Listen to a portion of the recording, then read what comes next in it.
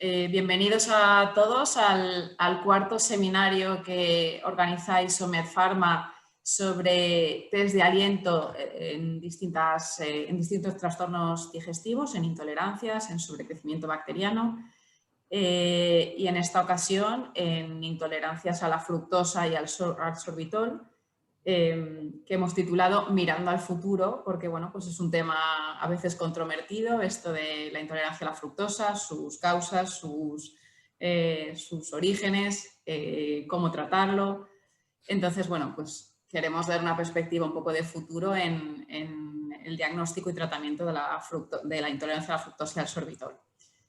Me presento, soy Arantxa Delgado, soy la directora de Innovación y Medical Affairs de Isomed Pharma y hoy nos acompaña el doctor Blas López Rueda, que bueno, pues de formación es médico especialista en urología, pero que desde hace ya bastantes años, por causas personales, empezó a interesarse por el tema de los trastornos digestivos, el sobrecrecimiento bacteriano, la permeabilidad intestinal, las intolerancias, y a día de hoy es una referencia a nivel nacional en estos temas. Tanto es así que el doctor López Rueda ha liderado la creación de la Asociación Española de Intolerancias y Microbiota, que ha sido dada de alta yo creo que hace unos meses, a lo mejor ahora nos puede dar algún detalle más. Y bueno, pues es especialista en los trastornos e intolerancia a lactosa, fructosa, a sorbitol, a sobrecrecimiento bacteriano y a todos aquellos trastornos relacionados con alteraciones de la microbiota, con disbiosis. Entonces, bueno, pues pasamos solamente a dar unas pinceladas sobre la logística. Por favor, os pediría a los participantes que tenéis dudas que las hagáis, que hagáis vuestras preguntas en el apartado de preguntas que encontraréis abajo en el panel de control de Zoom, ¿vale? En el apartado de preguntas y respuestas más que en el de chat, ¿vale? Para que así podamos tener un control mejor sobre las preguntas y respuestas que haremos al doctor López Rueda al finalizar la charla. Entonces, bueno, pues sin más, dar la bienvenida a todos a este seminario. Muchas gracias por el interés en este trastorno y en su diagnóstico y tratamiento.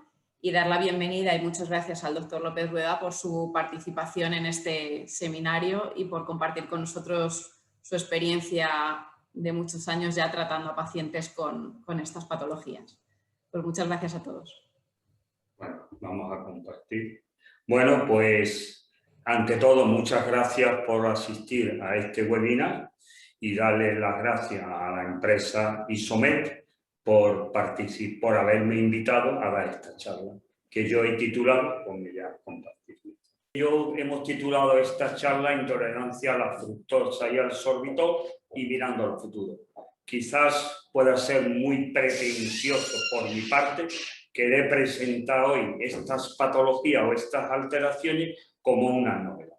Pero sí lo que quiero decir es que un 70 o un 80% de estos pacientes hoy día no son ni diagnosticados ni tratados correctamente por sus especialistas.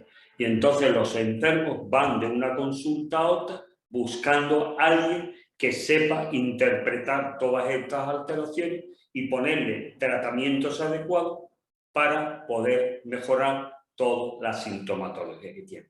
Por eso yo me atrevo a llamar esto mirando al futuro, porque mientras que estas patologías o estas alteraciones no se consideren normales, tanto en el sector privado como en el sector público, pues estaremos todavía con unas patologías, con unas alteraciones que presentan una serie de dudas.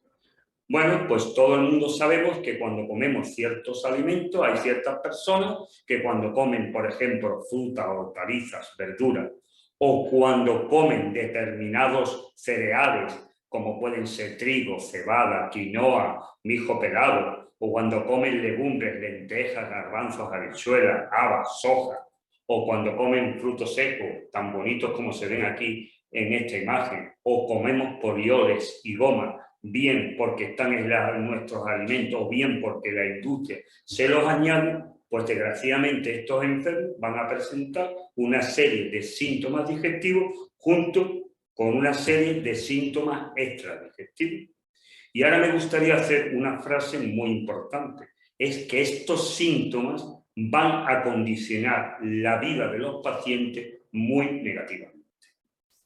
Bueno, pues entre los síntomas digestivos que vamos a encontrar en estos pacientes, hinchazón, distensión abdominal, dolor abdominal que se puede localizar en diferentes partes del abdomen y con diferente intensidad, simplemente un dolor o una molestia, eructos, flatulencia, ruidos intestinales, digestiones pesadas, dolor o molestia anal, acidez y reflujo, náuseas y vómitos, diarrea o calambres intestinales. Pero a veces los pacientes tienen más síntomas extradigestivos que síntomas digestivos. Y aquí yo les he recogido una serie de síntomas extradigestivos: fiebre, cefalea, depresión, insomnio, sensación de frío, disminución de la capacidad de concentración y de atención, pérdida de memoria, cansancio, tristeza, alteraciones del sueño, llagas en la lengua, afas mucosas a nivel de las mucosas bucales, picores en la piel sin aparente causa alérgica, diferentes tipos de lesiones como son eczemas, psoriasis, dermatitis,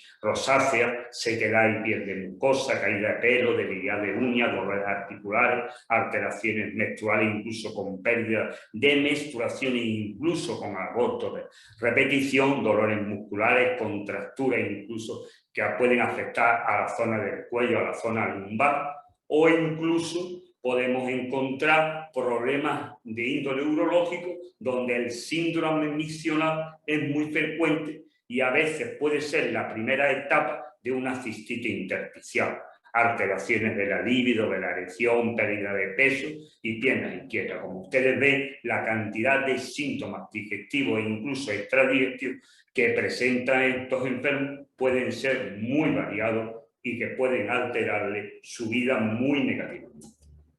Bueno, pues una vez introducido estas cosas, lo que sí me gustaría ahora explicarles lo que entendemos por sustancias no digeribles.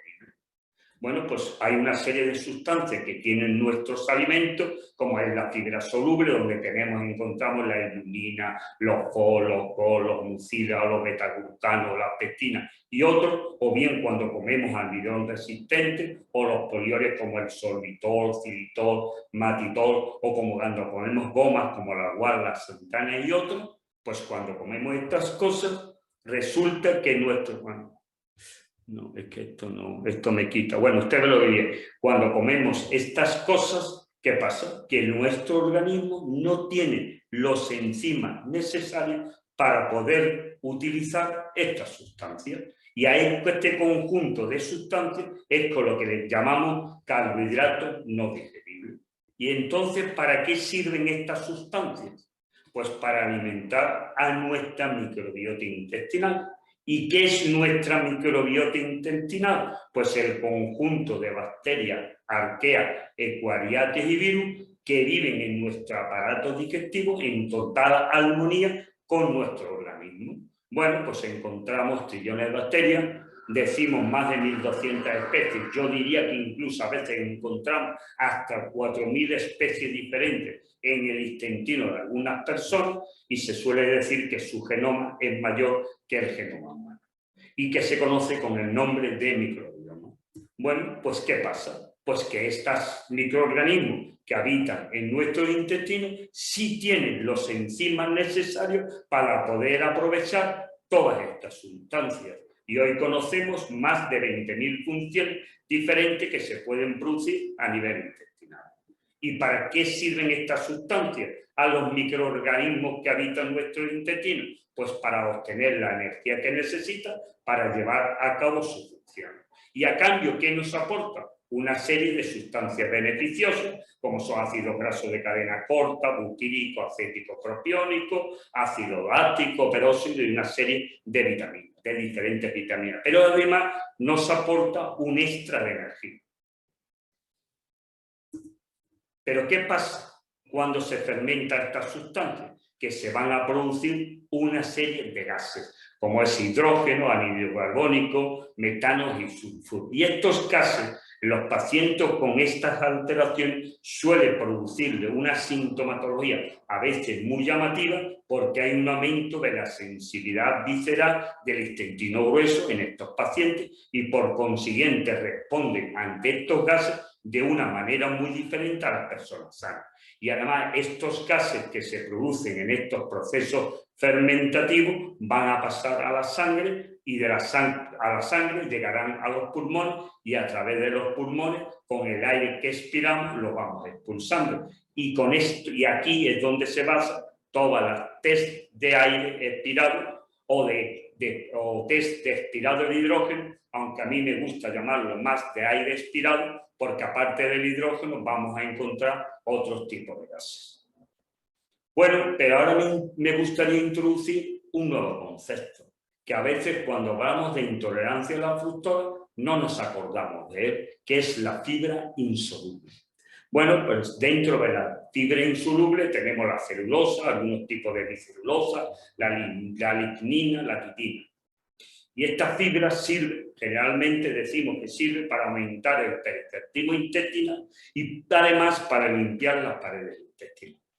Bueno, muchos de ustedes han podido leer en internet, incluso en artículos, que estas sustancias, estas fibras insolubles, penetran a través de nuestro aparato digestivo, no sufren prácticamente ninguna transformación y sale al exterior con nuestras heces. Bueno, pues esto hoy día tenemos que decir que es un concepto totalmente equivocado, porque hoy encontramos que hay una serie de pacientes que tienen una serie de bacterias en sus intestinos que son capaces de fermentar la fibra de tipo insoluble. Y ahí yo le he puesto un ejemplo de bacteroides y un ejemplo de Rominococcus que tienen la capacidad de fermentar la fibra insoluble. Por consiguiente, vamos a encontrar dos grupos de pacientes. Uno, que son capaces de fermentar solamente la fibra soluble y otro grupo de pacientes que son capaces de fermentar ambos tipos de fibra. Y esto va a tener un comportamiento diferente en estos pacientes. Ahí le pongo un ejemplo de la composición de 100 gramos de judías verdes y ustedes ven que la cantidad de fibra es de 2,40 gramos. Aquellos que solamente sean capaces de fermentar la fibra soluble, pues van a fermentar 0,98 gramos. Y el resto de la fibra insoluble, que es 1,42, saldrá por las heces. Pero aquellos pacientes que sean capaces de fermentar las dos fibras, pues van a fermentar 2,40 gramos. ¿Y qué diferencia va a haber en unos y en otros? Pues que los que son capaces de fermentar las dos fibras van a producir una mayor cantidad de gas a nivel intestinal. Y si padecen de estas alteraciones, posiblemente van a tener una serie de síntomas más digestivos que aquellos pacientes que solamente fermentan la fibra soluble. Pero además van a obtener un aporte de energía mucho mayor que los que solamente pueden fermentar la fibra soluble. Y esto nos puede servir para poder comprender a veces por qué un mismo paciente que comen los mismos alimentos tienen diferentes comportamientos ante estos alimentos. Bueno, una vez introducido esto, pues ahora me gustaría introducirte con tres conceptos fundamentales: los enterocitos, las microvellosidades intestinales y los transportadores proteicos de membrana.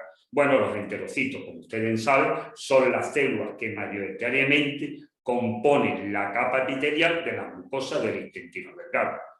A partir de ellas salen como unos filamentos de muy pequeño tamaño que conocemos con el nombre de microvellosidades intestinales. Y hoy hay que saber que para poder llevar a cabo los procesos de digestión y absorción de alimentos de una manera perfecta necesitamos la integridad de las microvellosidades intestinales.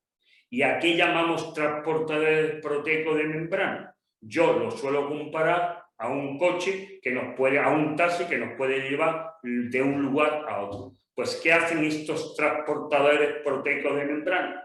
Pues introducir dentro del enterocito los diferentes monosacáridos que se van produciendo.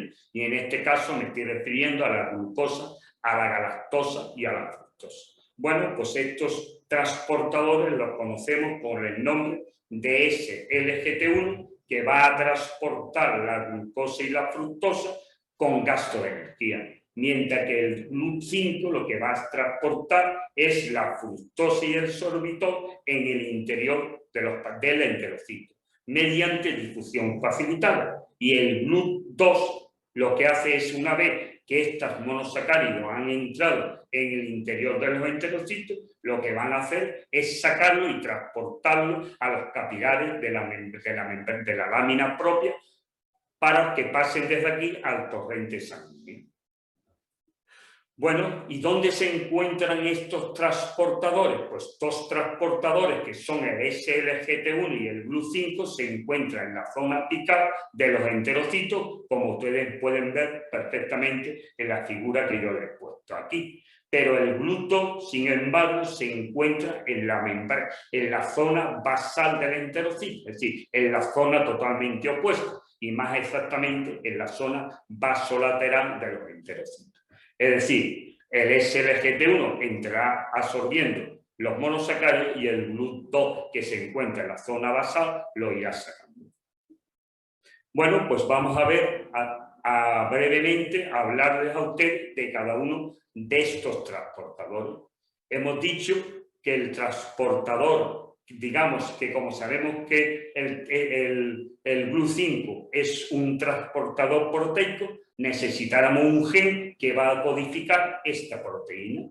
Bueno, pues cuando este gen esté alterado, pues posiblemente la cantidad de GLUT5 que hay a nivel de los enterocitos puede disminuir, o lo que puede ocurrir es que su función no sea la adecuada. Y esto para mí sería una intolerancia primaria a la fructosa. Y esto sería una enfermedad genética. Pero el problema está en que hoy día no sabemos cuáles son las mutaciones o los polimorfismos que puede presentar este gen para indicarnos que este paciente tiene una intolerancia primaria a la fructosa. Luego, por consiguiente, nosotros podemos considerar que mayoritariamente las intolerancias a la fructosa, las intolerancias del GLUT5, se va a deber a procesos inflamatorios crónicos intestinales de diversos orígenes, y serían los responsables estos procesos inflamatorios de las alteraciones del GLUT5. Si el GLUT5 no puede introducir dentro de los enterocitos la fructosa y sorbitol que se produce durante los procesos de digestión, la fructosa y el sorbitol llegará al intestino grueso, donde serán fermentados, producirán gases y serán los responsables de una serie de síntomas que pueden presentar estos pacientes. Bueno, el otro transportador que tenemos es el SLGT1, que su misión es transportar glucosa y galactosa al interior del enterocito. Pero aquí necesitamos introducir primero 2 moléculas de sodio y después introducimos la glucosa. Y en la figura puede ver usted cómo funciona este transportador. Pues se invierte, suelta la glucosa, la galactosa, y después suelta 2 moléculas de sodio.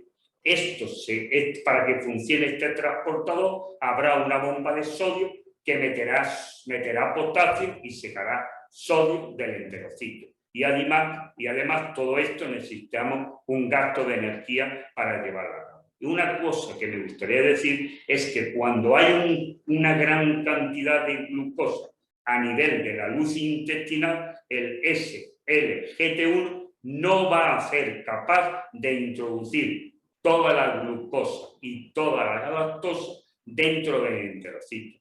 Luego veremos cómo se resuelve este problema.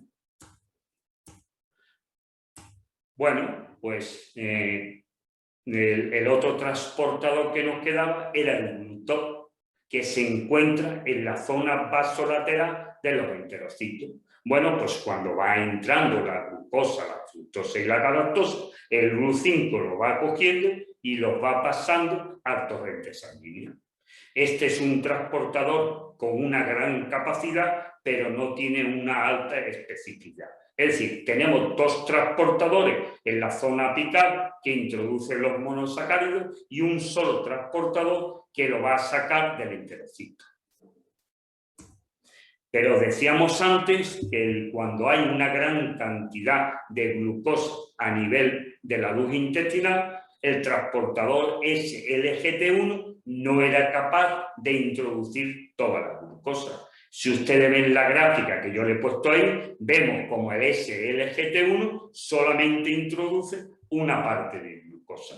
Entonces, ¿qué pasa? Para poder introducir el resto de la glucosa que se produce a nivel de la luz intestinal. Pues lo que se produce es una translocación del GLUT2 de la zona basal a la zona apical. Y el GLUT2, como ustedes ven perfectamente en la figura, ahora se coloca en la zona apical y empieza a introducir dentro del enterocito la glucosa, la fructosa y la galactosa.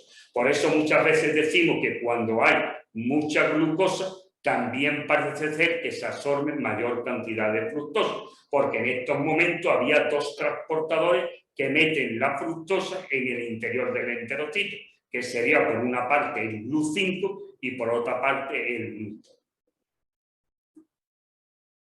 Bueno, hay otros transportadores como el GLUT12, el GLUT5 y otros que actualmente se están estudiando, pero todavía no sabemos cómo funcionan perfectamente estos transportadores. Por ejemplo, el GLUT12 parece que lo que hace es introducir glucosa en el interior del enterocito, pero estaría muy relacionado y dependiente con la insulina. Hoy se discute si existe un GLUT5 también en la zona basal que ayudara a que la fructosa que entra se saliera del enterocito. Bueno, pero aparte de esto hay cosas también que ocurren.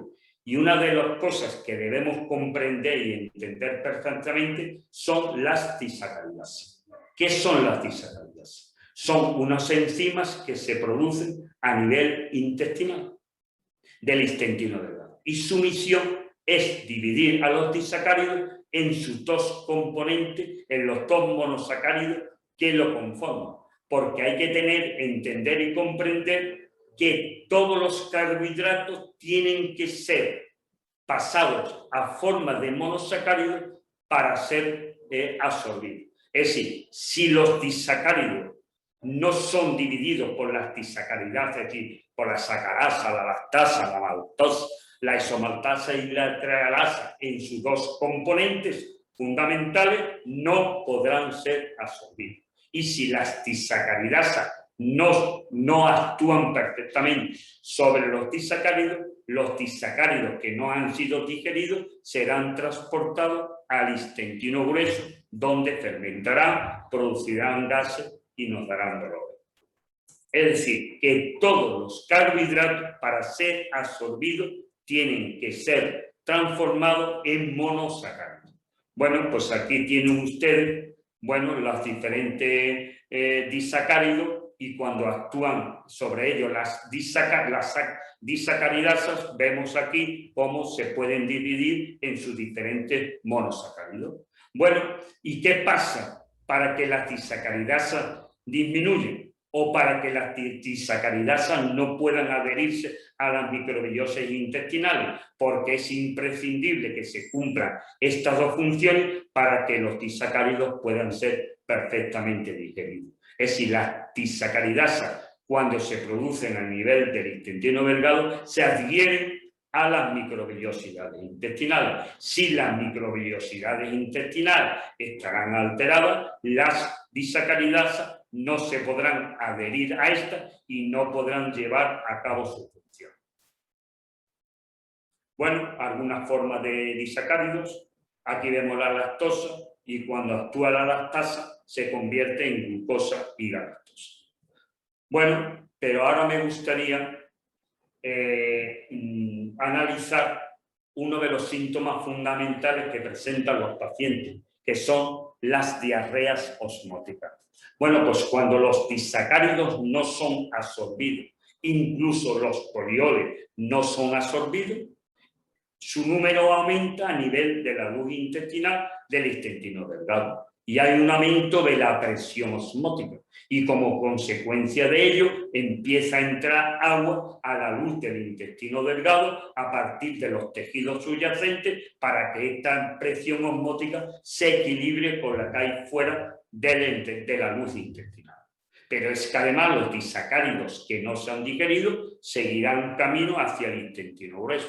Es decir, el agua que entra junto con los disacáridos que no se han absorbido se dirigen al intestino grueso. Los disacáridos que no se han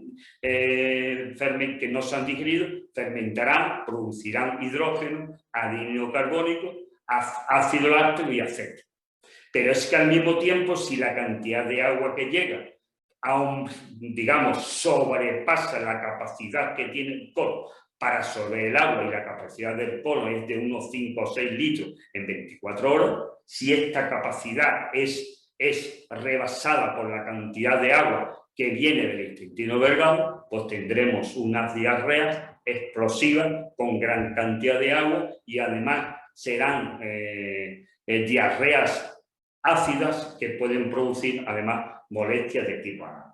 Bueno, pues esto es una importante consecuencia de la no absorción de los disacáridos.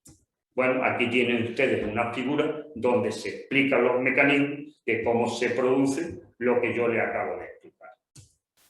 Pero otra cosa muy interesante es que los enterocitos no son las únicas células que se encuentran a nivel del epitelio que recubre las mucosas intestinales.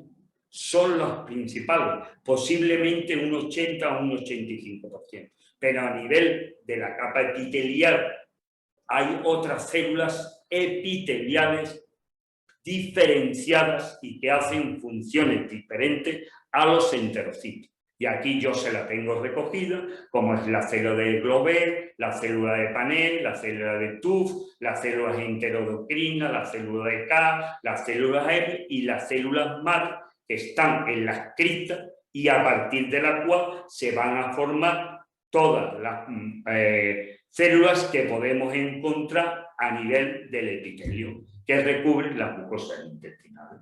Bueno, pues hay que conocer todas estas células y qué es lo que hacen, porque lo mismo que se estropean los enterocitos por procesos inflamatorios crónicos intestinales, también se pueden producir alteraciones de estas células. Y estas células, bueno, aquí vemos los diferentes mecanismos, cómo a partir de las células madres se producen estas células. Aquí les dejo algunos referencias bibliográficas por si ustedes quieren profundizar más en estos temas. Bueno, pues estas células, hay que saber que, por ejemplo, las células de Globet producen moco. ¿Y qué hace el moco? Pues protege el epitelio y evita que el contenido intestinal se ponga en contacto directo con las células epiteliales. Si estas células se estropean, pues habrá menos moco. Las células de Panel que producen péptidos antimicrobianos que se vierten al moco donde quedan retenidos para matar, destruir a bacterias con potencial patógeno. Las células M, que son presentadores de antígenos. Las células enterocrinas, que producen una gran cantidad de hormonas que regulan las diferentes fases de la digestión. Y por último, las células enterocromatofines, que es un tipo de célula enterocrina que produce la serotonina, que como ustedes saben es un neurotransmisor con diferentes funciones y una de ellas es regular la motilidad intestinal. Luego, como vemos aquí, si todas estas células lo mismo que los enterocitos se alteran, se pueden alterar y por consiguiente modificar las funciones que deben de llevar a cabo. Bueno, pues aquí dentro de las células enteroendocrinas tenemos aquí las diferentes hormonas que producen y que van a regular de una manera perfecta las diferentes fases de nuestra digestión. Si estas sustancias, si estas células se estropean y no secretan estas sustancias, es fácil comprender que la digestión que vamos a hacer va a sufrir una serie de alteraciones. Bueno, aquí la célula de TUF, que parece que actúan como quimiorreceptores de azúcar y intervienen en la homeostasia del metabolismo de la glucosa. pero es que a nivel intestinal no solamente tenemos la disacaridasa, tenemos otros muchos enzimas que se producen a nivel del intestino delgado. Y así tenemos la amilasa intestinal que va a dirigir el almidón, que como sabemos tiene dos porciones, la amilasa y la amilopectina. Si la amilasa intestinal no se produce en cantidad suficiente y el paciente presenta una insuficiencia pancreática, pues es posible que parte del almidón que comemos no sea capaz de digerirse totalmente y llegará al intestino grueso, donde fermentará. Pero también sabemos que a nivel intestinal se produce la enzima que conocemos con el nombre de deaminoxidasa, que va a degradar la histamina. A medida que vamos haciendo la digestión, se va produciendo a nivel de la luz intestinal la histamina que queda liberada de los alimentos que la contienen. Pues la histamina, antes de entrar a nivel de la sangre, debe ser degradada por la deaminoxidasa. Si las células que producen la deaminoxidasa están alteradas, la deaminoxidasa disminuirá. Y parte de la histamina que queda liberada de los procesos de digestión no va a ser degradada. Y al no ser degradada, va a entrar en el torrente sanguíneo y va a ser captado por los diferentes receptores de histamina que hoy reconocemos hasta 4 tipos de receptores, y dependiendo de los receptores donde la histamina es captada, el paciente puede tener una serie de síntomas neurológicos, gastrointestinales, respiratorios, dermatológicos, cardíacos y otros. Pero es que además a nivel intestinal también se produce proteasa, que rompe los enlaces a nivel de los péptidos de las proteínas. Si disminuyen las proteasas a nivel intestinal, es posible que llegue a nivel intestinal mayor cantidad de proteínas y péptidos sin digerir. ¿Y esto qué inconveniente tiene? Que va a darle de comer a la microbiota proteolítica. Y cuando la microbiota proteolítica aumenta, aumentan una serie de sustancias tóxicas que estas bacterias producen, y estas sustancias tóxicas como fenol, escatol, amoníaco, pecresol, histamina, etcétera, etcétera, va a pasar al torrente sanguíneo produciendo una serie de alteraciones graves en estos pacientes. Bueno, pues aquí tienen ustedes una imagen de diferentes receptores de histamina y en los órganos donde lo podemos encontrar. Pero por consiguiente es fácil entender que si la intolerancia a la fructosa va evolucionando en el tiempo y los enterocitos y las microbiosidades intestinales se van estropeando porque no hacemos una actuación correcta sobre ellos, la intolerancia a la fructosa se va a acompañar de otras intolerancias. Lactosa, sorbitol, carbohidratos, mala absorción de proteína, puede presentarse en una descomposición de los ácidos biliares. Y todo esto nos puede llevar a déficit de vitaminas y minerales que a su vez serán los responsables de aparición de otros cuadros patológicos en estos pacientes. Si no hacemos nada y esto sigue evolucionando en el tiempo, ya podemos llegar a un síndrome grave de mala absorción. Bueno, pero es que hay cosas todavía que se pueden producir. Hoy sabemos que cuando comemos los alimentos entran por 2 vías, por la vía transcelular, pero la otra vía es la vía paracelular. La vía paracelular es el espacio que hay entre los enterocitos. Luego las sustancias que se van produciendo a lo largo de la digestión entran por vía transcelular y por vía paracelular. Hay que tener presente que los enterocitos no están pegados, sino que están unidos por una serie de formaciones proteicas, como pueden ustedes ver en esta diapositiva, que hace que los enterocitos estén unidos unos con otros. Pero además hay unas formaciones proteicas en la zona basal de los enterocitos que los van a anclar en los tejidos supracelares. Bueno, aquí tienen ustedes las uniones estrechas, las uniones adherentes, los verosomos, etcétera, etcétera. Hoy nos vamos a referir aquí a las uniones estrechas, que se encuentran en la zona apical y en la figura está representado por el color verde. Bueno, pues estas uniones estrechas son responsables de decidir que entra a nivel de los espacios paracelulares. Bueno, hoy sabemos que hay la zorulina, es el único modulador fisiológico conocido que va a participar en el cierre y apertura de las uniones estrechas para decidir qué pasa a través de los espacios paracelulares. Cuando estamos en fase de no digestión, no estamos comiendo, ¿qué pasa? La zorulina está separada de unos receptores de membrana que se encuentran en los enterocitos. Cuando comemos, se aumenta la producción de celulina y es captada por estos receptores. Y cuando es captada por estos receptores, se ponen en marcha una serie de funciones que van a llevar, que aquí en esta diapositiva está perfectamente explicado. Lo que va a pasar es que se va a producir la apertura de las uniones estrechas. Y por aquí va a pasar las sustancias que nuestro organismo decida que deben entrar. Pero hoy sabemos que estas uniones estrechas, debido a las agresiones y a los procesos inflamatorios, pueden destruirse. Es decir, las formaciones fibrilares proteicas pueden destruirse. Y al destruirse, el cierre y apertura ya no se puede llevar a cabo. Y esto lo conocemos con el nombre de intestino agudo o intestino agujereado. ¿Y qué pasa? Pues a partir de aquí, todo el contenido intestinal va a penetrar a través de estos poros y va a pasar a la sangre, produciendo una serie de alteraciones. Bueno, pues las sustancias que van a pasar van a producir dos cosas: un aumento de la carga tóxica hepática y un aumento de la carga antigénica, porque lo que va a pasar pueden ser toxinas, pueden ser restos de proteínas, pero también pueden ser bacterias, virus, etc.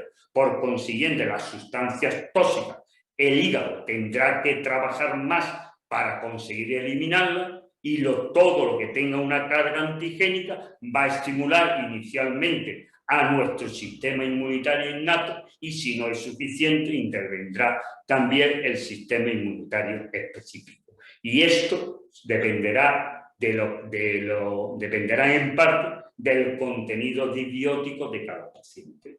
Bueno, pues podemos decir que el aumento de la zorulina puede ser un biomarcador de enfermedades autoinmunitarias, enfermedades del sistema nervioso y de cánceres.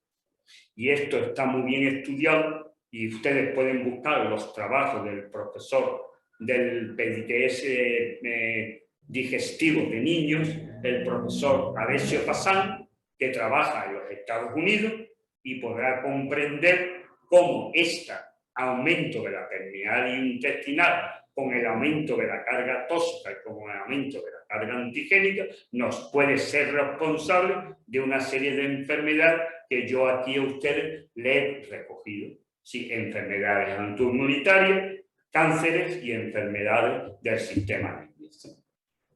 Como vemos, la importancia que tienen todas estas patologías que estamos analizando.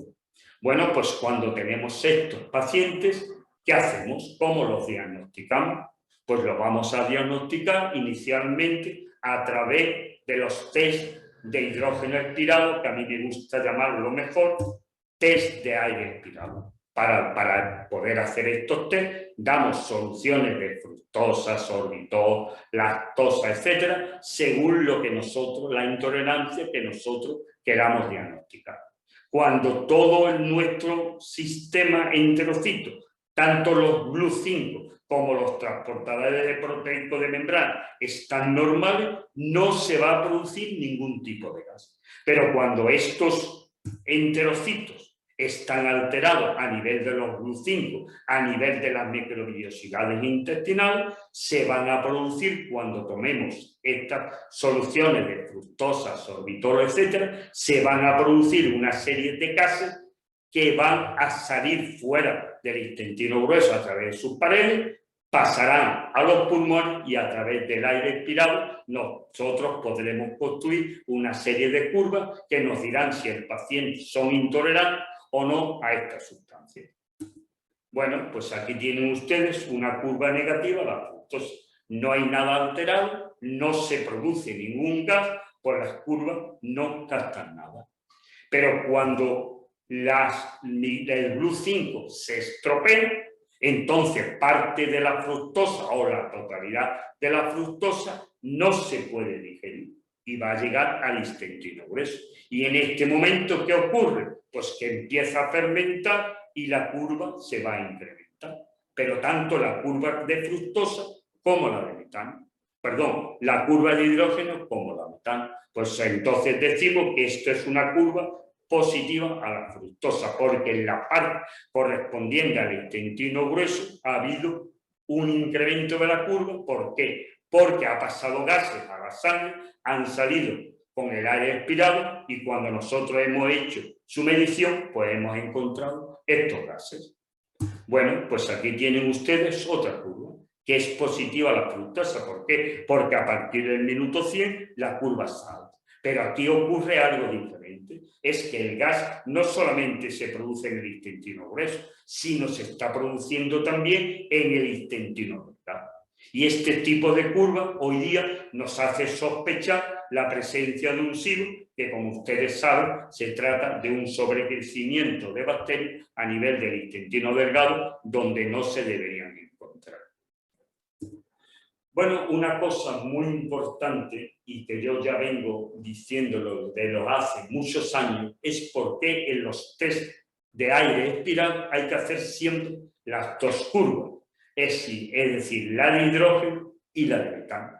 Fíjense ustedes que aquí tenemos una curva de fructosa y el hidrógeno es negativo, lo que nos está diciendo que hay una fructosa positiva es el metano.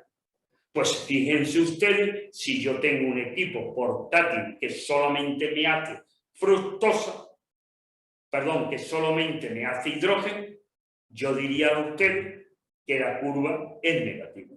¿Y qué estaría haciendo? Un diagnóstico equivocado. Pero además, como el paciente me ha dicho la curva que no es intolerante a la fructosa, posiblemente mis indicaciones dietéticas serán también incorrectas. Por eso siempre es obligatorio hacer las dos curvas, porque si solamente hacemos hidrógeno, podemos cometer errores, como le digo, de diagnóstico y de tratamiento. Aquí tienen ustedes otra curva, y esto es una curva de SIBO, donde tenemos hidrógeno negativo y metano positivo. Hemos dicho hidrógeno negativo, no es verdad. Siempre que hay metano, hay hidrógeno positivo. ¿Y cómo es que aquí no lo vemos? Porque depende de la situación en que estén las bacterias productoras de hidrógeno respecto a las bacterias productoras de metano. Si ambas están en el mismo sitio, las bacterias productoras de metano, es decir, las arqueas, van a captar todo el hidrógeno que se va produciendo y entonces ningún hidrógeno saldrá al exterior, a la sangre, y no podrá ser registrado cuando nosotros analizamos el aire respirado. Bueno, pues si nosotros a este paciente le hubiéramos hecho solamente el hidrógeno y no hubiéramos hecho metano, pues diríamos paciente con SIBO negativo. Y estaríamos cometiendo un error. Y estaríamos, porque aquí hay metano positivo. Y esta persona tiene un SIBO que hoy día a mí me parece más un mimo a nivel del intestino delgado que en el intestino más en el intestino grueso que en el intestino delgado. Ven ustedes aquí la importancia que tiene de hacer dos casos para no cometer errores de diagnóstico y tratamiento final. Bueno, yo diría que hoy día debería desaparecer obligatoriamente de todos los hospitales y de todas las clínicas todos aquellos aparatos que solamente hagan un solo gas. Es decir, solamente hagan hidrógeno y no hagan metano, porque así evitaremos los diagnósticos equivocados y los tratamientos inadecuados. Bueno, una curva de sorbitol, aquí tenemos una curva, la de arriba es un sorbitol positivo y la de abajo es un sorbitol con sospecha de SIBO. Bueno, pues cuando nosotros hacemos curva de intolerancia a la fructosa y curva de intolerancia al sorbitol, Vamos a agrupar a los pacientes en 3 grupos. Pacientes positivos a la fructosa, pacientes positivos a la fructosa y negativo al sorbitol, y pacientes positivos al sorbitol y negativos a la fructosa. ¿Y cómo es posible esto? Si el GLUT5 está roto, quiere decir que tanto la glucosa como el sorbitol deberían dar siempre positivo. Y esto hoy sabemos que a nivel transcelular, es decir, a través de los enterocitos, los polioles que se forman a partir de los monosacáridos como xilitol, manitol y eritrol pueden penetrar en el interior pueden pasar a la sangre a través de la célula. Por consiguiente, el sorbitol tendría 2 vías de absorción, porque el sorbitol está producido a partir de un monosacárido. Entonces el sorbitol se absorbería por el GLUT5, pero también por vía transcelular. Y por eso podemos encontrar pacientes con sorbitol positivo y pacientes con sorbitol negativo. Porque hay que tener presente que el sorbitol tiene 2 vías de absorción y no solamente el GLUT5.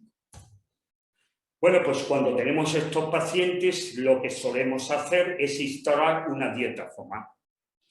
¿Y qué es una dieta FODMAP? Pues si hemos escuchado atentamente la charla, es retirar todos esos alimentos que pueden llegar a nivel del intestino grueso y pueden fermentar. ¿Y para qué la damos? Para controlar los síntomas, pero no solamente para eso.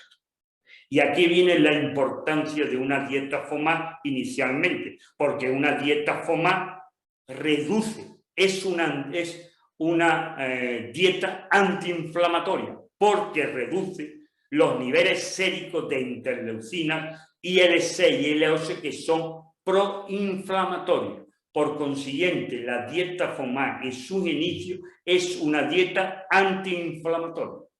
Pero ¿por qué yo digo que es una dieta transitoria? Porque no se debe mantener en el tiempo, porque habrá una serie de sustancias indispensables para alimentar a nuestra microbiota. Y esto puede producir que haya una disminución de una serie de bacterias, como los bifidobacterios, los fecalibacterios, e incluso una disminución de sustancias imprescindibles, como son los ácidos grasos de cadena corta. Cuando nosotros queremos abordar una intolerancia a la fructosa, además de la intolerancia a la fructosa, la dieta FODMAP se puede adaptar a cualquier otra intolerancia que tenga el paciente. ¿Qué tiene lactosa? Pues además de la fructosa, voy a quitar todos los elementos que tenga lactosa. ¿Qué tengo histamina? La histamina no tengo diaminoxidasa, pues quito de la dieta FODMAP todos los alimentos ricos en histamina. ¿Que tengo un aumento de sulfuro de hidrógeno? Quito de mi dieta FODMAP todos los alimentos ricos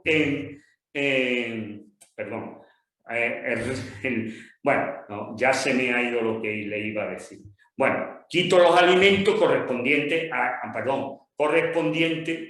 quito los alimentos ricos en azufre, que es lo responsable de los sulfuros de hidrógeno.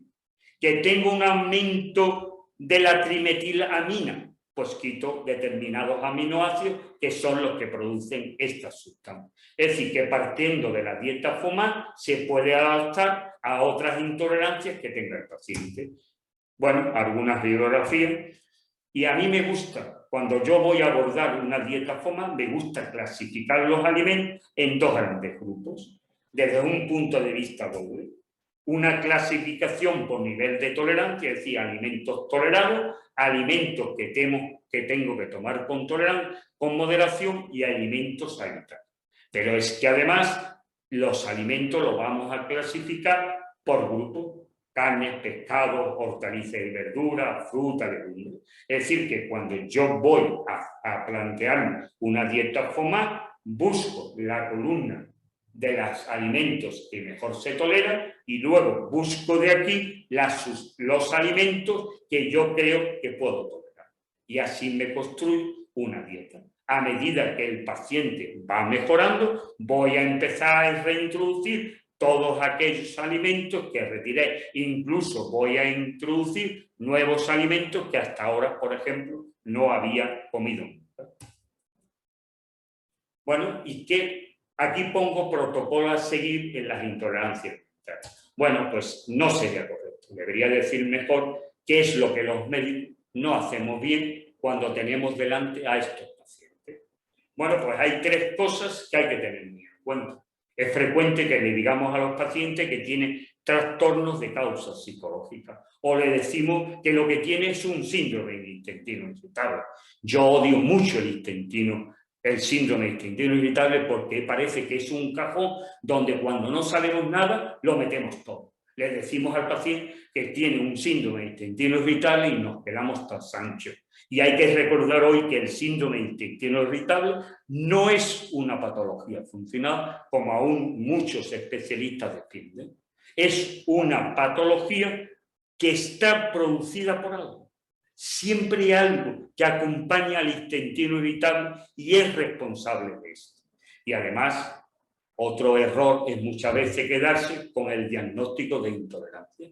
Le damos un papelito al enfermo o le decimos, mire, usted vaya a internet, busque los alimentos que tienen fructosa y retírelo usted de su dieta. Esas 3 cosas es un error. No es diagnosticar y tratar a los enfermos de forma correcta. Y esto se comete muchas en un 70, en un 80% de los pacientes. ¿Y por qué digo esto? Porque yo dirijo un grupo que tiene 25.000 pacientes con estas patologías. Entren ustedes y lean ustedes los comentarios que hacen los pacientes y verán cómo estas son las causas que se le asignan con mucha frecuencia como causas de sus intolerancias alimentarias. ¿Y qué es entonces lo que debemos hacer los médicos? Pues sentarnos ante el enfermo y buscar la enfermedad responsable de su intolerancia a la fructosa o de sus otras intolerancias. Porque las intolerancias a la fructosa es como el que dice, me duele en la cabeza. No es más que un síntoma. No hemos diagnosticado la causa del dolor. La causa del dolor pues, pueden ser diferentes tipos de cefalea de tipo vascular, de tipo migrañoso, etcétera, etcétera. Pues lo mismo pasa con la intolerancia a la fructosa y a otras intolerancias. Hay que buscar la enfermedad que lo produce y no podemos parar hasta que la encontremos. Y ahora además, después diremos algunas cosas más. Bueno, aquí yo ya le he recogido una serie de enfermedades donde pueden presentarse los pacientes, pueden presentar la intolerancia a la fructosa. Cuando yo tengo un paciente que sospeche que tiene una intolerancia porque me cuenta que cuando come se hincha, tiene dolor, tiene contracturas musculares, le duelen las articulaciones, etcétera, etcétera, yo lo primero que hago es descartar una enfermedad celíaca o un síndrome no celíaco, o busco parásitos, aunque parece que no hay parásitos, hay más parásitos de lo que pensamos, o descarto un SIU o busco un Helicobacter pylori. Cuando todas estas cosas me fallan, entonces empiezo a buscar nuevas patologías. Pero hay que buscar la patología, porque si no la buscamos, podemos no tratar correctamente a estos pacientes. Pero el tiempo va evolucionando y hemos visto una cosa en los últimos años, hemos visto que los pacientes con intolerancia alimentaria, siempre que estas intolerancias sean importantes, siempre se acompañan de una disbiosis intestinal.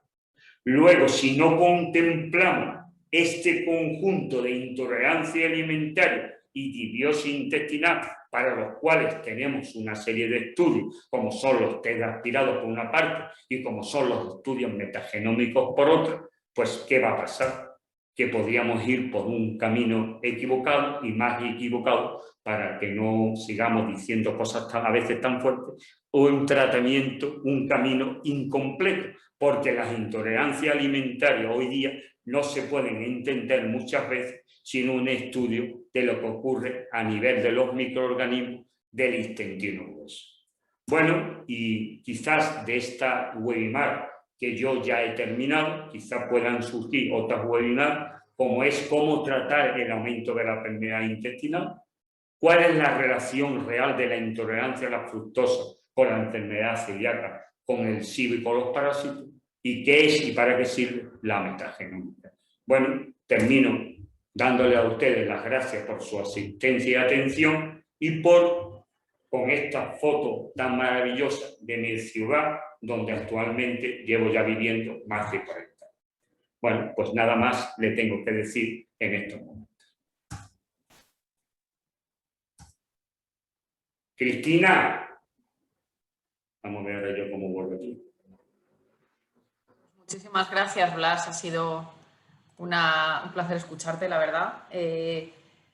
Entender cuáles son las bases de la fisiopatología, de la intolerancia a la fructosa y al sorbitol, el funcionamiento de los transportadores, que yo creo que muchas veces es un gran desconocido, y eso ayuda enormemente luego a entender cómo es, la patología. A ver, que creo que no estaba saliendo en el vídeo.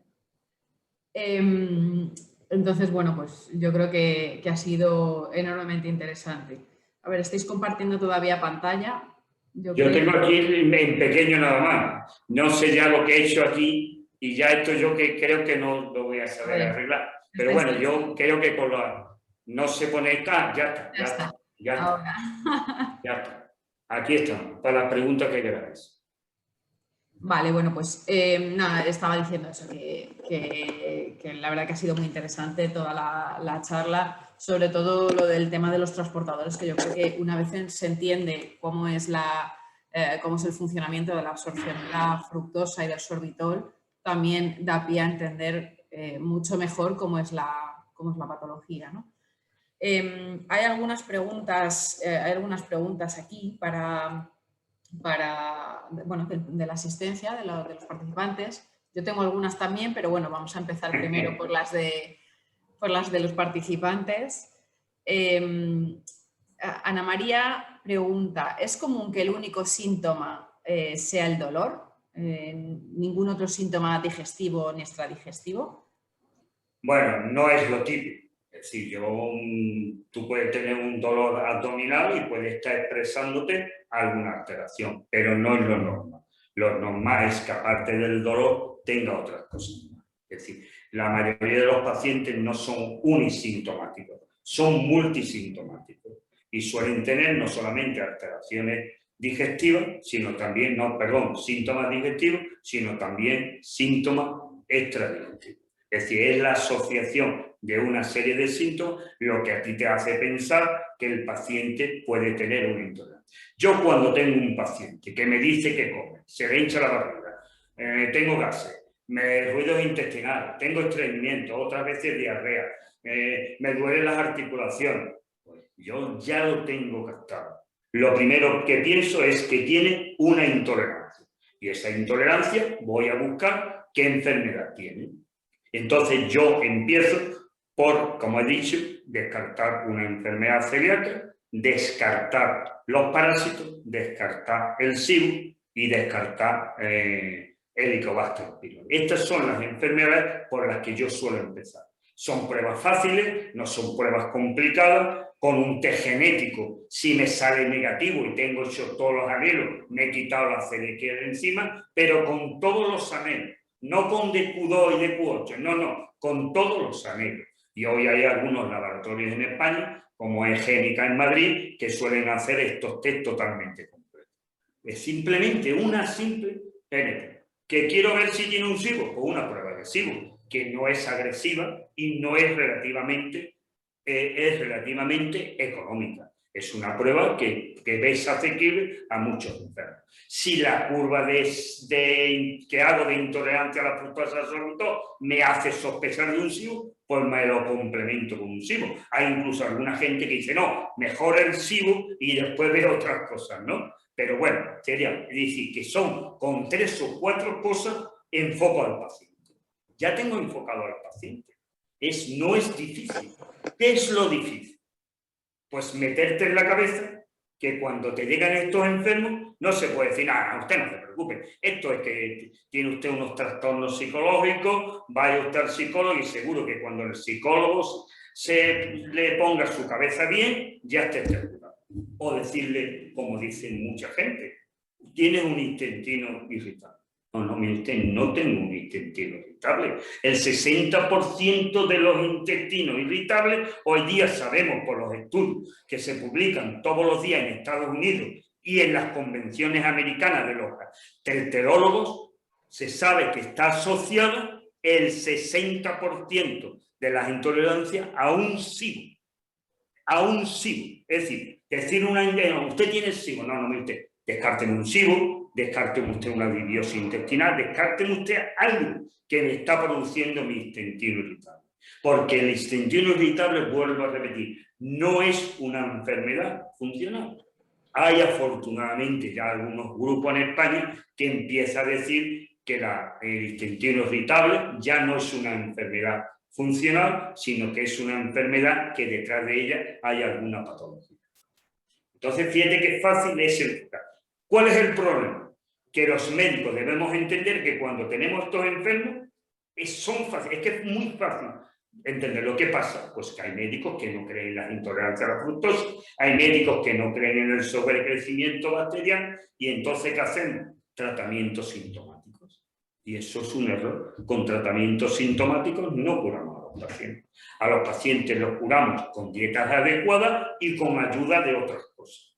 La unión de dietas adecuadas con otras cosas más es lo que hace mejorar a estos pacientes. Y aquí tengo que decir el papel tan importante que juegan los dietistas nutricionistas, a los cuales yo le tengo un gran afecto, porque considero que son muy importantes tener grandes dietistas nutricionistas que contemplen y sepan interpretar todas estas alteraciones, porque los médicos indiscutiblemente no nos vamos a sentar durante 2 horas a explicarle qué es una dieta FODMAP a un paciente. Por eso, equipos donde haya buenos médicos con buenos dietistas nutricionistas creo que serían los equipos que deberían abordar estos pacientes. Y hoy día encuentro respuestas más positivas por los especialistas en endocrinología y nutrición que por los mismos digestivos. Y además, como bien dices, al ser pacientes que generalmente tienen síntomas tan inespecíficos y que pueden deberse a tantas cosas, lo mejor es ir descartando a través de distintas pruebas. Y yo suelo empezar por una serie de cosas que son muy frecuentes, que me quitan de entrada con 3 o 4 análisis, las descarto. Y ya me he quitado una serie de ellas. Y ahora voy a otra donde ya necesito meter un tubo por arriba, meter un tubo por abajo, empezar a tomar biopsia, etcétera, etcétera, etcétera. ¿No? Pues a ver, pasamos a otra pregunta. Yihana indica que no le queda claro por qué puede haber positivos en sorbitol y negativos en fructosa si ambos van por el GLUT5. No, ya. Porque el sorbitol puede ir por vía transcelular, pero en el caso contrario no entiende muy bien cómo acaba de ocurrir. ¿Por qué puede haber positivos? Pues yo lo explico. Yo uno de los planteamientos que tenía al principio cuando empecé a dedicarme a este mundo de las intolerancias es que yo decía, si el GLUT5 está estropeado tanto para la fructosa como para el sorbitol. Todos siempre tienen que ser los dos positivos y mayoritariamente esto ocurre. Pero cuando el sorbitol, hoy sabemos que los polioles, y aquí especifico una cosa, los monosacáridos, los polioles que se forman a través de los monosacáridos, porque los polioles son los alcoholes de los azúcares, ¿no? Es decir, monosacáridos. Pues los polioles monosacáridos se van a entrar dentro del torrente sanguíneo por difusión pasiva, con un inconveniente, que esta difusión es muy lenta. Y entonces pequeñas cantidades de estas sustancias pueden producir problemas incluso a las personas sanas. Pero es que el sorbitol es un poliol monosacárido y como otro monosacárido puede pasar a nivel de la vía transcelular. Si la vía transcelular está perfecta y tenemos el GLUT5 alterado y tenemos una fructosa positiva y tenemos un sorbitol negativo, porque a lo mejor el GLUT5 absorbe algo y la vía, digamos, transcelular me va a permitir absorber el sorbitol que no puedo absorber por vía del GLUT5. Y entonces, ¿qué pasa? Me da negativo. Tengo sebo, pero a veces puede ocurrir, y entonces me puede dar, perdón, negativo. Pero a veces puede ser que la vía transcelular y la vía GLUT5 estén alteradas las dos. Y entonces la difusión transcelular no se lleva a cabo correctamente. Y entonces tengo sorbitol positivo. Es decir, para comprender por qué podemos tener fructosa positiva con sorbitol negativo, tenemos que jugar con las dos vías, con la vía transcelular y con la vía del GLUT5. Y esto hoy está perfectamente demostrado y hay unos estudios donde ya se habla que la vía transcelular es importante conocerla. Es decir, que el problema que tenemos cuando hacemos una curva de sorbitol, así damos sorbitol, una solución de sorbitol, es que nosotros pensamos que aquello que nos está dando es expresión del GLUT5. Y hoy día no es expresión del GLUT5, es expresión del GLUT5 más expresión de lo que se absorbe por vía transcelular. Y este concepto quizá es el que debemos tener presente, y aquí ustedes, que sois las empresas que desarrolláis estos test, pues tendré que trabajar en hacernos comprender mucho mejor qué papel tiene la vía transcelular y el GLUT5 en un paciente que diagnosticamos de sorbitol positivo o de sorbitol negativo. Es decir, que a ustedes os quedan. Tenemos tareas, sí, sí. Tenéis tarea. Pues a ver, otra pregunta que nos hacen. Como los síntomas son comunes para varios de estos trastornos y has indicado varias pruebas que se pueden hacer, ¿cuál sería la primera prueba recomendable? Vamos a ver. Yo siempre digo que cuando como me decía mi profesor, bueno, mi jefe de servicio cuando yo era residente y entré a hacer la especialidad de urología, dijo que la silla era una de las herramientas que más había hecho avanzar la medicina. El problema es que hoy, cuando tenemos a estos pacientes, no le dedicamos media hora o una hora a preguntarle lo que le pasa. Sí, hoy día, en una consulta de la Seguridad Social, donde hay 10 minutos, no te puedes decir, bueno, pues usted, ¿qué pasa? Dígame usted los alimentos que le hizo. ¿Cuándo le aparecen los síntomas? ¿Inmediatamente o a las 2 horas? Hay una serie de preguntas que se le pueden hacer a los pacientes que nos puede orientar cuál es el camino. Pero como esto, desgraciadamente, no va a ocurrir, pues entonces yo lo que creo que los médicos deben ir a las cosas, 3 o 4 cosas que he dicho. Un test de genética, una intolerancia a la fructosa y un test de SIDA. Ahí yo empezaría. Si eso me falla y tengo una sintomatología y un dolor de estómago muy grande, pues me voy a ver si tengo un Helicobacter. Porque el Helicobacter pylori, recuerdo a todos los que están aquí, produce trastorno de la motilidad intestinal, y todo lo que produce trastorno de la motilidad puede producir un SIBO positivo. Entonces, la historia clínica, yo como y me pongo malo, me aparecen los síntomas a las 3 o 4 horas de comer. ¿Qué eso qué me puede estar indicando? Que a nivel del intestino delgado no me está ocurriendo nada. Me empieza a ocurrir cuando los alimentos que no haya tolerado me llegan al intestino grueso. Pero ¿y si me dicen, no, mire usted, no, yo a los 10 o 15 minutos de comer ya me estoy hinchando y me estoy poniendo mal? ¿Qué eso que me está indicando? Que el intestino delgado está siendo responsable en este momento de lo que le está ocurriendo a la paciente. Es decir, con una simple interrogación y diciendo, bueno, en los primeros minutos, los alimentos, una vez que pasan el estómago, los llevo al intestino. Y ya cuando llegan al intestino tengo síntomas. Pues el intestino delgado, algo está ocurriendo. No. Pasan 3 o 4 horas, yo hago mi digestión, y a las 3 o 4 horas me empieza a tener problemas. ¿Y por qué tengo problemas? Porque parte de los alimentos que he comido no se han absorbido. O los que no se han absorbido porque no tengo síntomas. Como tengo algún problema a nivel del intestino grueso, me da una respuesta diferente que a una persona sana. Entonces, con diferente, bueno, como y tengo reflujo. Nada más que estoy comiendo y ya tengo aquí las cosas. ¿Por qué? Porque a veces la misma presión que producen los gases cuando se retienen a nivel intestinal hace una compresión y tenemos reflujo. Y cuando a estos pacientes le quitamos, le tratamos del SIBO y desaparecen los gases, en una gran proporción desaparecen los síntomas de reflujo.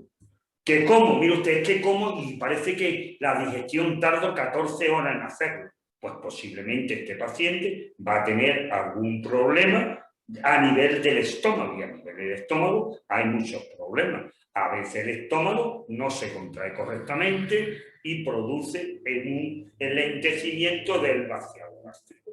Es decir, que dependiendo de la historia, yo me puedo orientar hacia un sitio a otro. Pero de una manera fácil, porque muchas veces los médicos no tenemos el tiempo suficiente para interrogar adecuadamente a los pacientes, ni tenemos tiempo, además de subirlo encima de una mesa y palparle la barriga, que eso sería lo ideal, no solamente el interrogatorio, sino después probar a los enfermos, como cuando se hacían cosas que ahora no se hace, como hay tantas pruebas, pues pido pruebas. Venga, fuera, a pruebas. Y ya con las pruebas lo tendré diagnosticado. Y no, el buen médico es el que diagnostica a sus pacientes y los trata correctamente con el menor número de pruebas.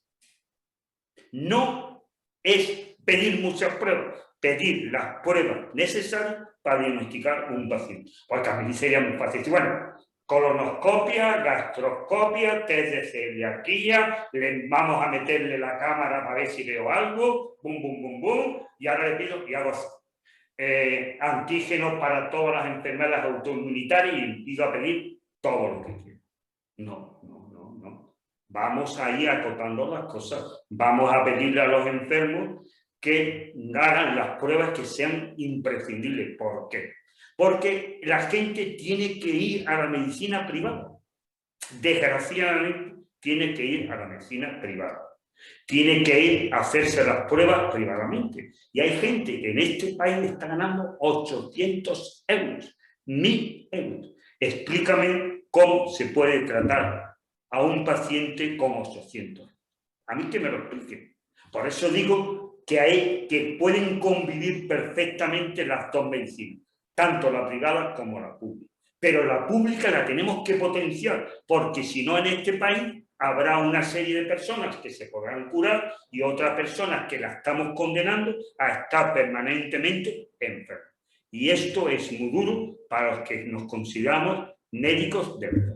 Que nuestra ilusión es curar a los pacientes.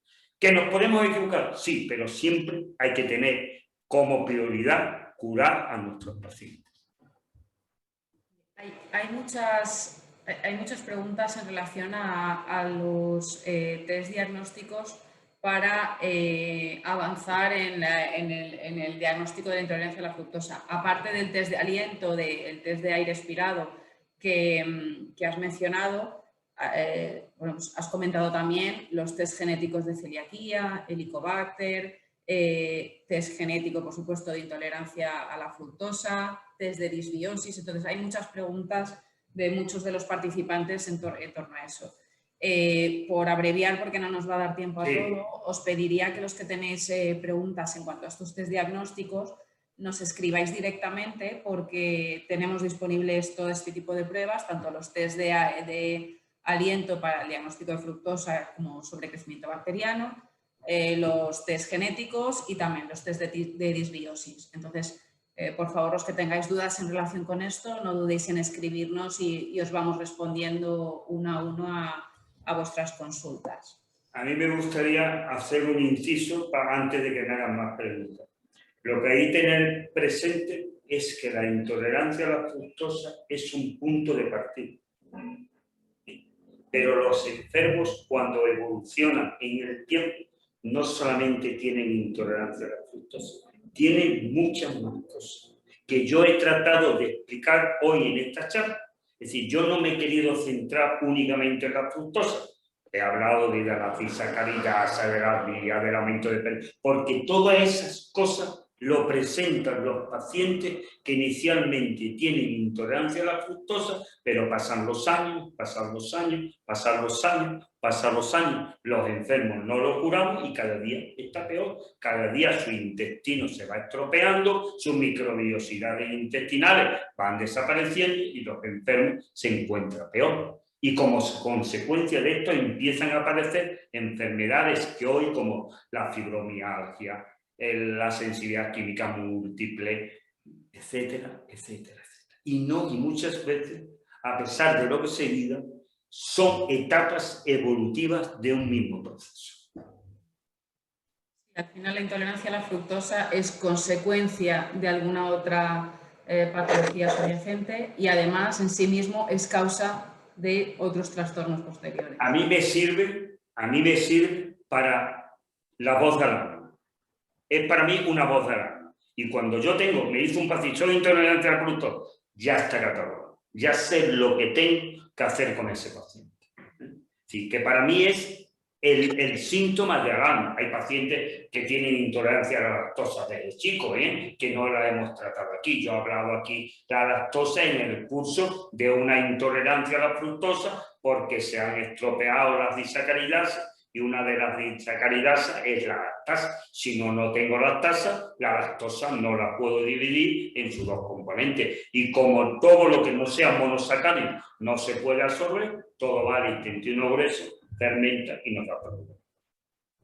Y el tema de la fibra insoluble hay que tenerla hoy también presente, porque puede explicar perfectamente por qué unos pacientes toleran unos alimentos y otros pacientes no lo toleran con tanta facilidad. No digo que sea la única causa, es una que hay que tener en cuenta. Voy a hacer también una pregunta, o voy a transmitirte una pregunta porque es específica para niños, pero bueno, también en realidad es aplicable a los adultos. A mí los test de glucosa pinchados y extraídos no me gustan. Si tú es la pregunta que me vas a hacer, yo no por ahí. Lo que preguntan es que los niños habitualmente no toleran bien la dieta de restricción de carbohidratos que hay que realizar el día antes para la prueba. Para mí la prueba de la fructosa no es tan específica, tiene muchos errores.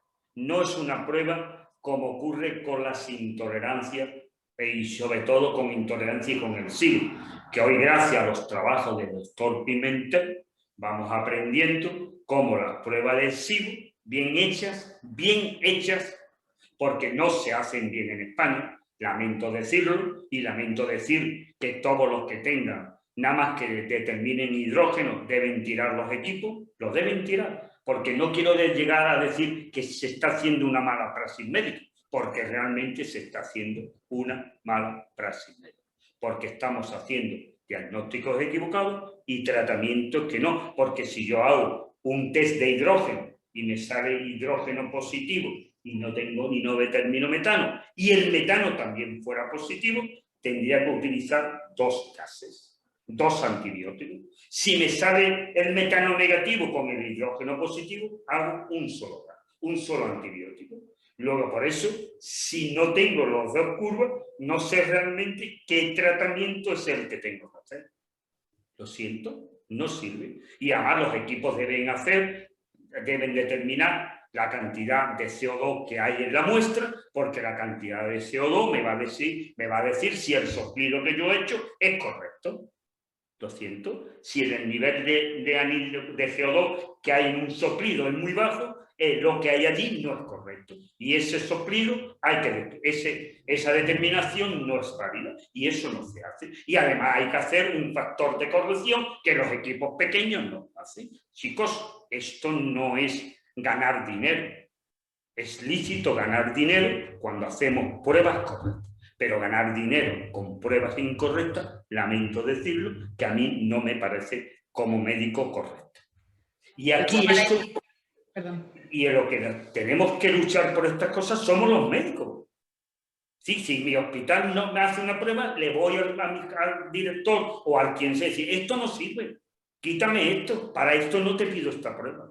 Con esto no puedo tratar correctamente a mis pacientes. Es decir, que los médicos podemos hacer más muchas veces de lo que hacemos. Y yo lo digo porque yo he trabajado 40 años exclusivamente en el sector público. No he trabajado nunca en el privado. Y por consiguiente al sector público soy muy crítico con él porque yo he trabajado en el sector público y lo conozco perfectamente.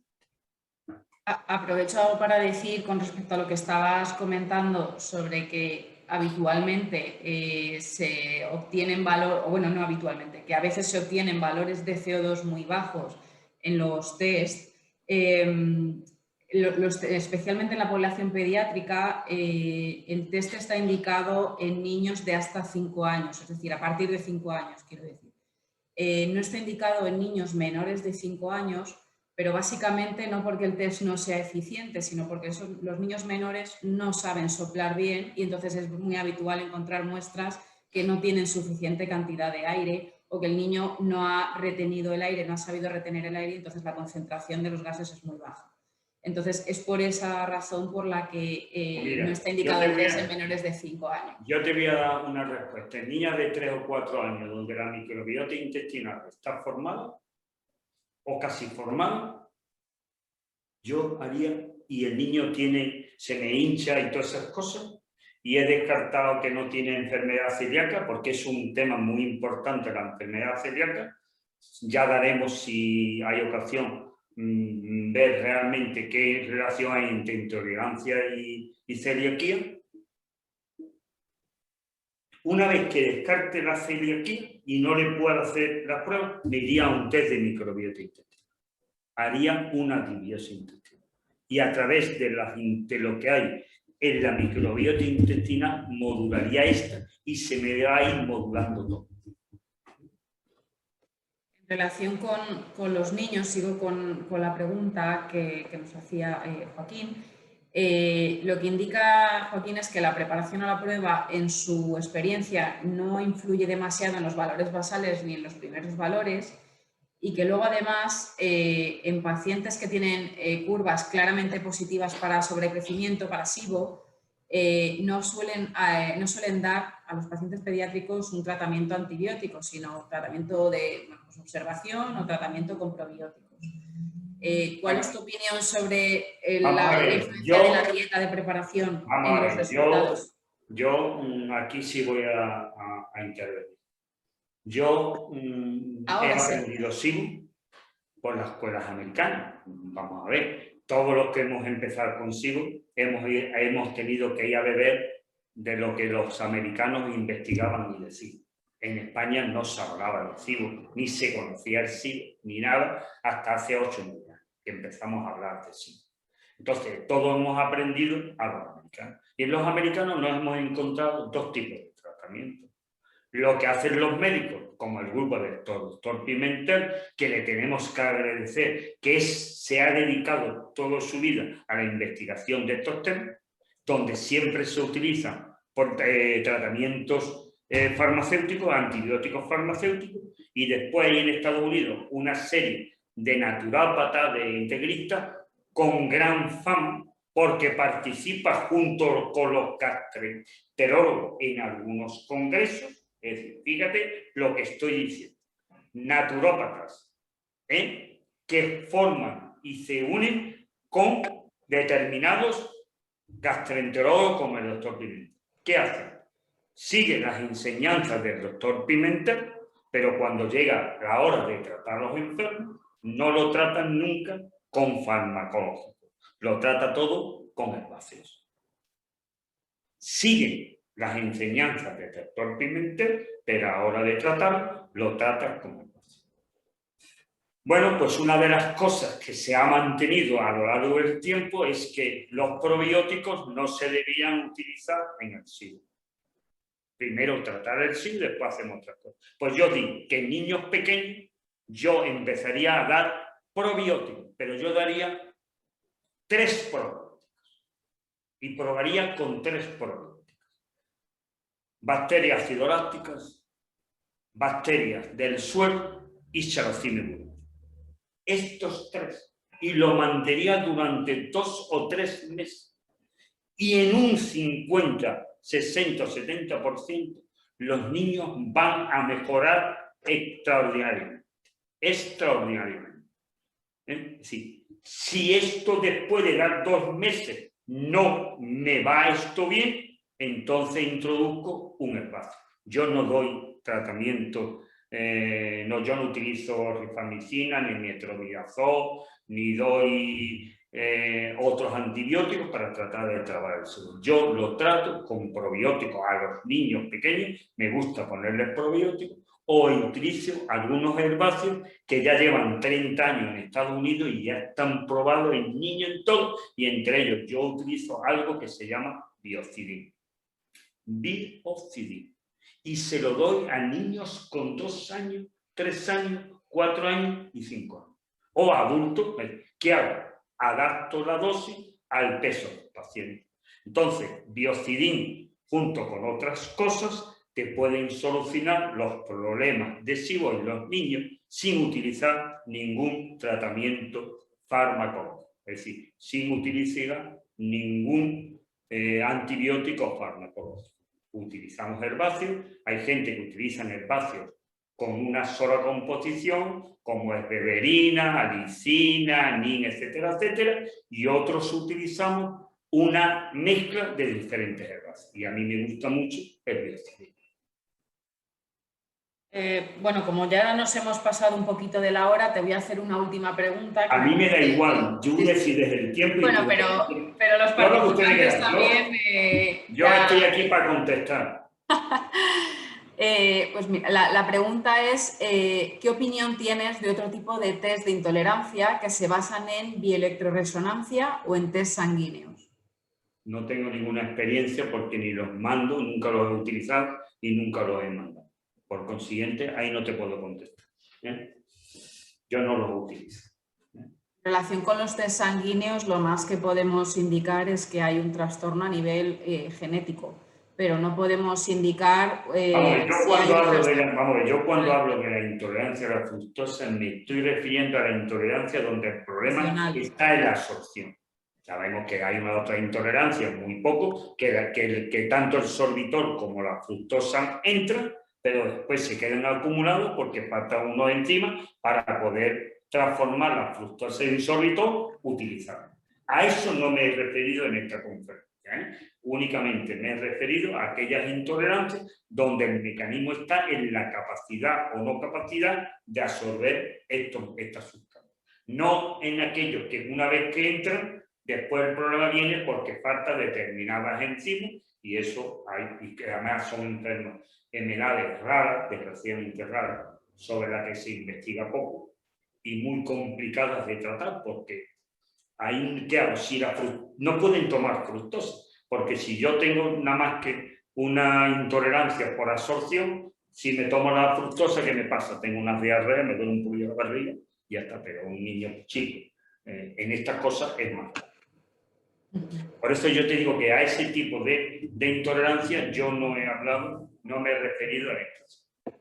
Sí, no, era solamente por aclarar que eso, que a nivel sanguíneo la única evidencia que existe es en relación al diagnóstico de la intolerancia cuando hay una base genética, pero no en cuanto a si hay una alteración funcional debida a la causa que sea, ¿no? En una mala absorción. Yo me estaba aquí refiriendo a ese tipo, a este segundo tipo de intolerancia. Sé que hay una intolerancia primaria a la fructosa por una alteración del GLUT5, pero aquí estaríamos hablando de mecanismos de absorción.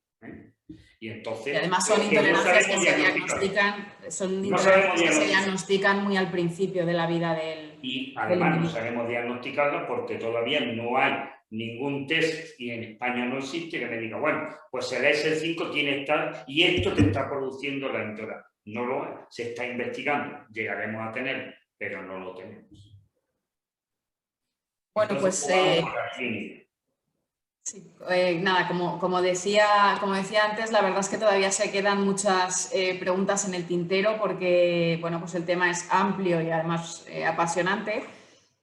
Invito a los participantes a que, sobre todo si tienen dudas sobre la realización de test de aliento y el sobrecrecimiento bacteriano, porque todavía hay muchas preguntas sobre el sobrecrecimiento bacteriano, Les invito a que vean los seminarios que ya están disponibles en nuestra página web, porque son más dirigidos a sobrecrecimiento bacteriano y a la aplicación práctica o a la interpretación práctica de las gráficas de cualquier tipo de test de aliento.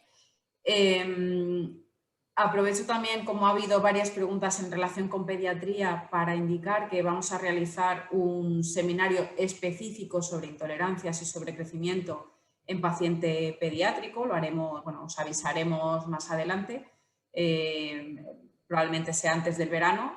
Entonces, bueno, pues os avisaremos también de eso. Intentaremos también las preguntas que se han quedado en el tintero ir resolviéndolas.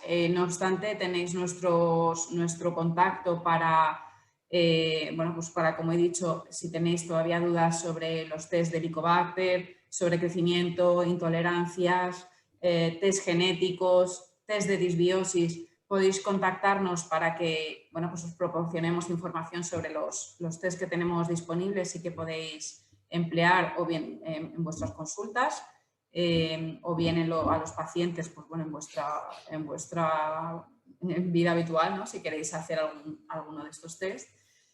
Y bueno, pues solo me queda agradecer a Blas por toda la información que nos ha dado, por compartir su experiencia, enorme experiencia con nosotros, que seguro que repetiremos dentro de unas semanas algún otro seminario con alguna de las temáticas que has propuesto, porque la verdad es que, como decimos, son apasionantes. Y agradecer a todos los participantes pues, el interés que habéis mostrado en estos trastornos, en el diagnóstico de la intolerancia, en el tratamiento también con la dieta FODMAP. También se han quedado ahí en el tintero algunas preguntas sobre dieta. Cuando quieres hablamos de dieta FODMAP y además yo estoy dispuesto a discutir con dietistas nutricionistas, ¿eh? Ajá. Porque yo tengo... Eso da para otro entero, desde luego.